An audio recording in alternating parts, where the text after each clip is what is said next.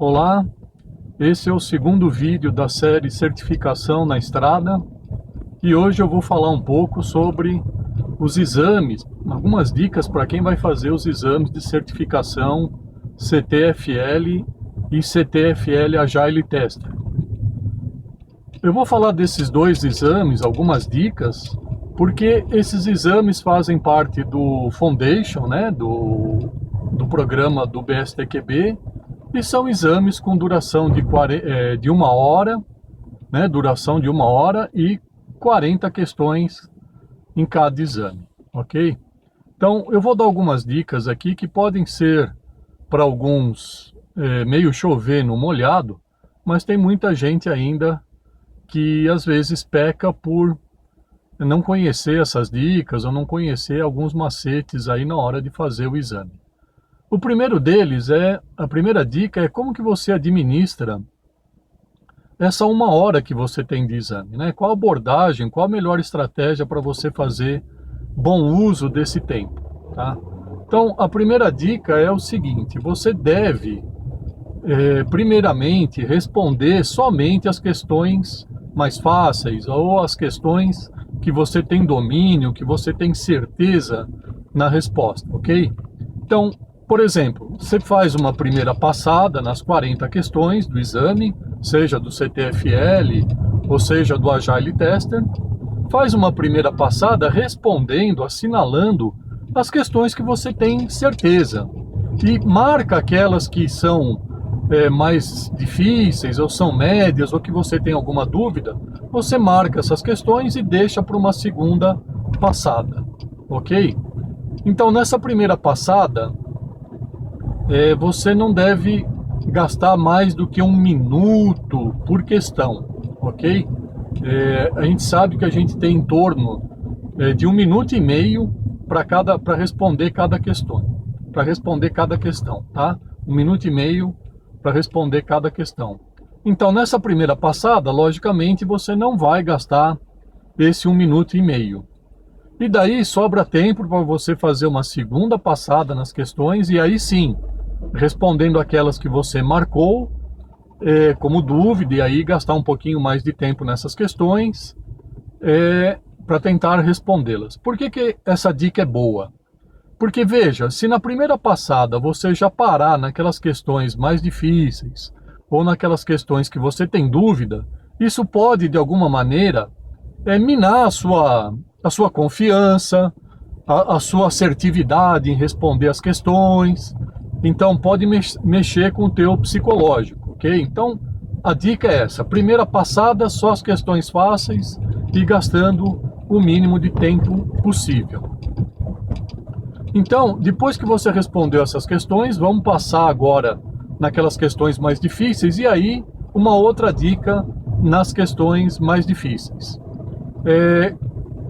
O ISTQB, ele coloca algumas questões bastante extensas. Então, o enunciado é longo. Então, a dica para essas questões com enunciado longo, já leia o final da pergunta, o final do enunciado, para você saber o que está sendo perguntado. Algumas vezes o BSTQB coloca questões que ele faz um enunciado longo, mas a pergunta está no final e a pergunta é simples. Então, você não precisaria nem entrar em muito detalhe em relação a todo esse enunciado, mas só saber exatamente o que ele está perguntando, e se a pergunta for simples, você talvez já consiga responder ou chegar numa resposta correta, tá bom? A outra dica para fazer o exame se trata de quando você não sabe o que responder. Então você está com 4 alternativas e você não tem certeza de qual é a alternativa correta. Lembrando que as questões do exame são 4 alternativas e só tem geralmente uma correta, a menos que o enunciado diga o contrário, né? Ou peça o contrário. Então o que você deve fazer? Você deve tentar eliminar as questões que você sabe que são erradas, assim você aumenta a tua chance de acerto, tá? Presta atenção também, porque nas alternativas pode ter uma alternativa mais correta que a outra, e você deve sempre assinalar a alternativa mais correta. Então, se você não sabe qual alternativa, não é para chutar, né? Eu costumo brincar com meus alunos que pessoal da área de exatas não chuta, quem chuta é jogador de futebol. Nós fazemos alguma abordagem, alguma técnica que melhora as nossas probabilidades de acerto. Então você deve usar essa técnica a seu favor. Se você não sabe a alternativa, elimine aquelas que são visivelmente erradas, né? Geralmente, quando você faz isso, você consegue chegar pelo menos em duas alternativas, eliminar duas alternativas e chegar em duas prováveis alternativas corretas. E aí você aumentou a sua chance de acerto nessas questões, ok? O vídeo está dando algumas trepidadas, é que a estrada aqui é cheia de buraco também, né? Ok, então essas são as principais dicas aí para quem vai fazer o exame, né? Um bom uso do tempo.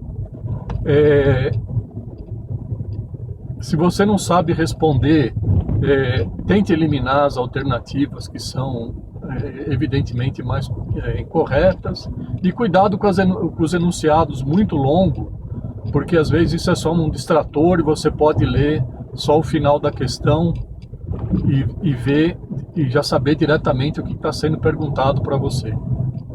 Isso pode te ajudar. Agora eu queria dar uma dica no pós-exame, né? Uma dica para o pós-exame é o seguinte: depois que você passou, né, você fez todo um esforço, fez um investimento de estudo, de tempo, e você passou no exame, nós da área de exatas temos uma tendência de, passou, legal, valeu, vamos para o próximo desafio.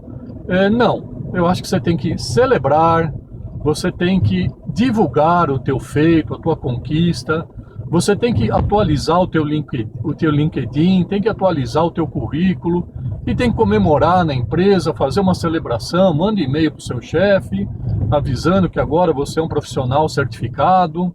Comemore, celebre com os amigos, né?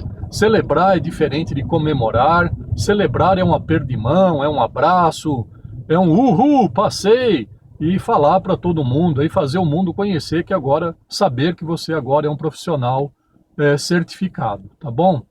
Essas dicas são dicas básicas, mas são dicas que ajudam e aumentam o teu desempenho, pode aumentar aí a tua chance, a tua probabilidade de ser um profissional certificado, tá bom? Valeu aí, pessoal, até o próximo vídeo.